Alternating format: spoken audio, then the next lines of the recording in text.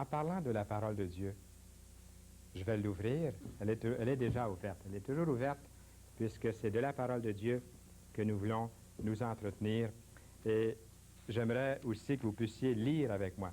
J'aime laisser la parole de Dieu parler, vous parler et donner les réponses.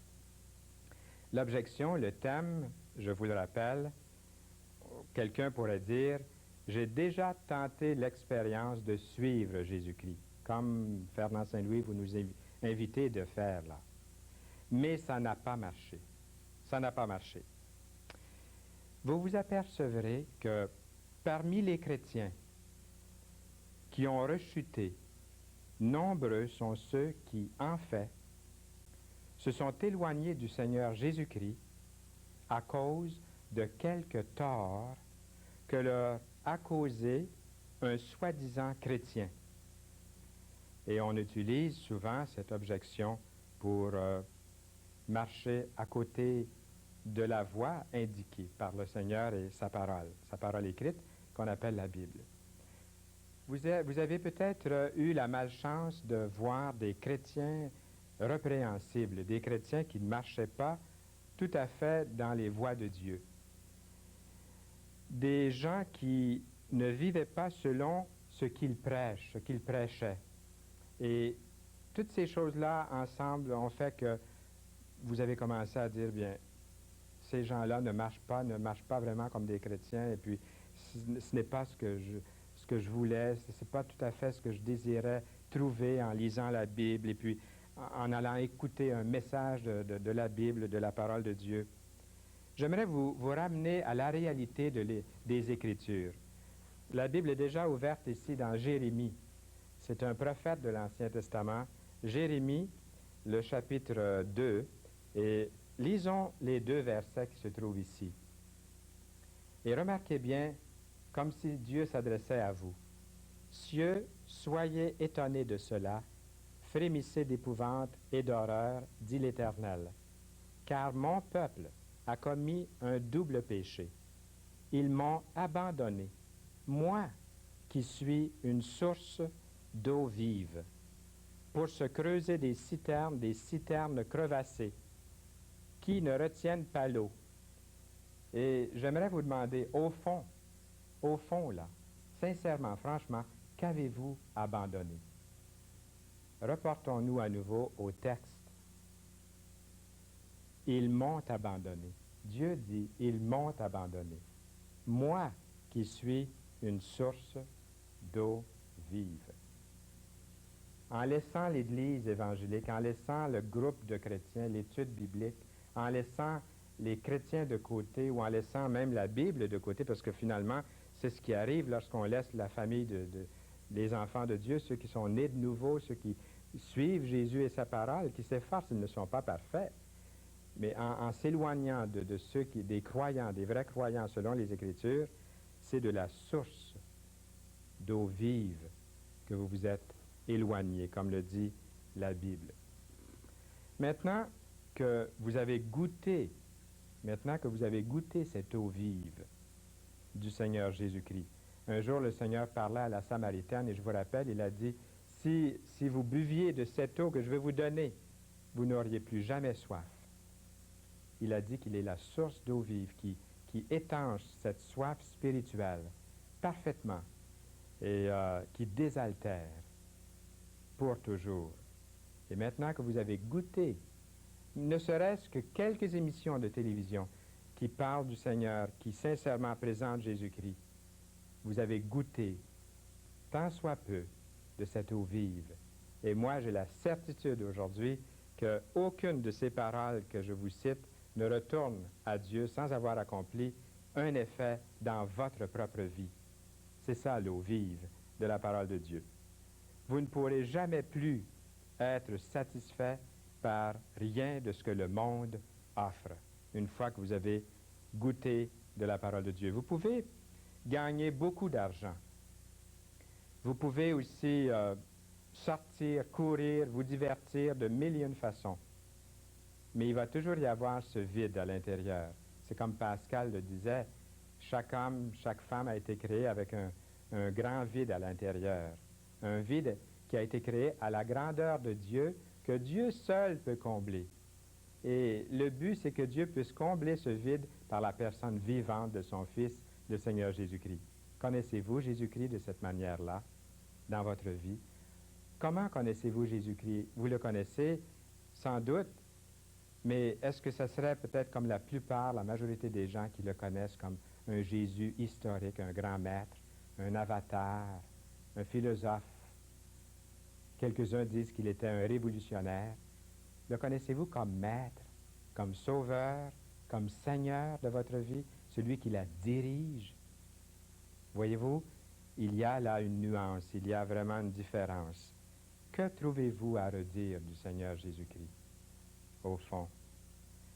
Dans l'Évangile, nous lisons « Car Dieu a tant aimé le monde qu'il a donné son Fils unique, afin que quiconque croit en lui ne périsse point, mais qu'il ait la vie éternelle. » Il a donné sa vie, il a marché sur cette terre, il n'a pas compté les heures, les minutes, il n'a pas compté les efforts, la fatigue, il a connu la fatigue, il a connu le sommeil, le dévouement, et un jour on lui a entré des clous dans les mains, on lui a mis une couronne d'épines sur son front, les épines ont transpercé son front et le sang a coulé, mêlé des crachats, des moqueurs, ils l'ont insulté, ils l'ont déshabillé, ils l'ont humilié devant tous, ils l'ont flagellé, ils l'ont mis en croix entre deux bandits, et c'était le Fils de Dieu, c'était Dieu incarné en Jésus-Christ. Qu'avez-vous à reprocher à Jésus-Christ ce soir ou ce matin, à l'heure où vous regardez cette émission? Qu'avez-vous au fond à reprocher à Jésus-Christ, le Sauveur, le Seigneur? Il est la source d'eau vive. C'est facile de reprocher aux autres, aux chrétiens, aux disciples de Jésus. On pouvait reprocher à Judas d'être avec Jésus-Christ puis d'être un traître. Mais qu'avons-nous à reprocher au Fils de Dieu? Combien il est injuste de lui tourner le dos parce que les gens lui ont fait du mal. Allons voir une histoire du Nouveau Testament bien connue. J'ai vu autrefois, il y a plusieurs années, cette histoire. Et cette histoire m'a vraiment impressionné parce que c'est l'histoire du Fils prodigue. Et c'est au chapitre 15 de Luc, à partir du premier verset. C'est-à-dire que c'est à partir du verset 11 dans les Bibles. C'est de ce côté ici de la Bible. Un homme avait deux fils. Le plus jeune dit à son père, « Mon père, donne-moi la part de bien qui doit me revenir. » J'aimerais lire les versets au complet puisque vous allez avoir l'histoire et le contexte. Et le père leur partagea son bien. Peu de jours après, le plus jeune fils, ayant tout ramassé, partit pour un pays éloigné, où il dissipa son bien en vivant dans la débauche. Lorsqu'il eut tout dépensé, une grande famine survint dans ce pays. Et il commença à se trouver dans le besoin. Il alla se mettre au service d'un des habitants du pays, qui l'envoya dans ses champs garder les pourceaux. Il aurait bien voulu se rassasier des carouges que mangeaient les pourceaux, mais personne ne lui en donnait. Étant entré en lui-même, et c'est souligné ici dans la Bible, j'aimerais bien que vous puissiez remarquer la première étape du Fils prodigue. Et c'est la première étape de tous ceux et celles qui doivent venir au Seigneur Jésus-Christ et qui doivent voir un changement dans leur vie. Étant rentré en lui-même. Il se dit, combien de mercenaires chez mon père ont du pain en abondance et moi ici, je meurs de faim. Je me lèverai, j'irai vers mon père et je lui dirai, mon père, j'ai péché contre le ciel et contre toi et je ne suis plus digne d'être appelé ton fils. Traite-moi comme l'un de tes mercenaires. Et allons voir de l'autre côté la deuxième et troisième étape. Il se leva. Il y a une action après le désir de vouloir aller vers son père. Et finalement, la troisième étape, et alla vers son père. Comme il était encore loin, son père le vit et fut ému de compassion. Il courut se jeter à son cou, le baisa. Le fils lui dit, mon père, j'ai péché contre le ciel et contre toi. Je ne suis plus digne d'être appelé ton fils. Mais le père dit à ses serviteurs, apportez vite la plus belle robe et l'enrevêtez, Mettez-lui un anneau au doigt, des souliers aux pieds. Amenez le veau gras et tuez-le. Mangeons et réjouissons-nous, car mon fils que voici était mort, est revenu, il est retrouvé. Et ils commencèrent à se réjouir. Il est écrit, il était perdu et il est retrouvé.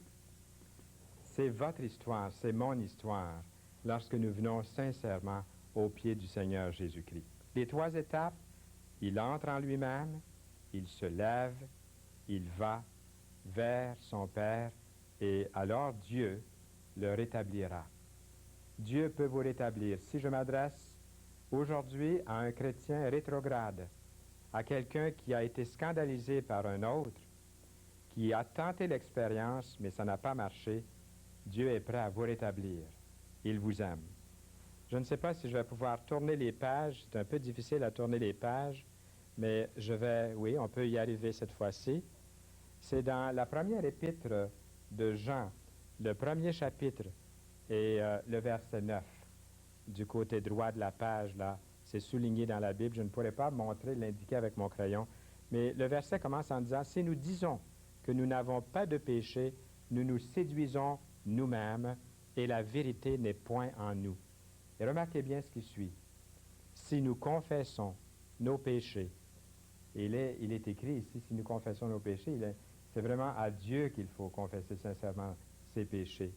Qu'est-ce qu'il arrive si nous confessons nos péchés? Il est fidèle et juste pour nous les pardonner et nous purifier de toute iniquité. Si nous disons que nous n'avons pas de péché, nous le faisons menteur et la vérité, la parole, c'est-à-dire, n'est point en nous.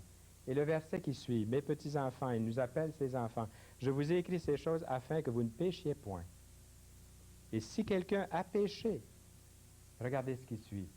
Nous avons un avocat auprès du Père, Jésus-Christ le juste. C'est la parole de Dieu qui nous parle et qui nous invite à recevoir le Seigneur Jésus-Christ. Je vais quand même changer un petit peu de position pour vraiment lire le dernier passage. C'est un passage très important dans l'Ancien Testament. C'est dans Chroniques. C'est un passage qui est souvent cité et j'aimerais ici vous le citer en terminant. « Si mon peuple, sur qui est invoqué mon nom, s'humilie, prie et cherche ma face, s'il se détourne de ses mauvaises voies, je l'exaucerai des cieux.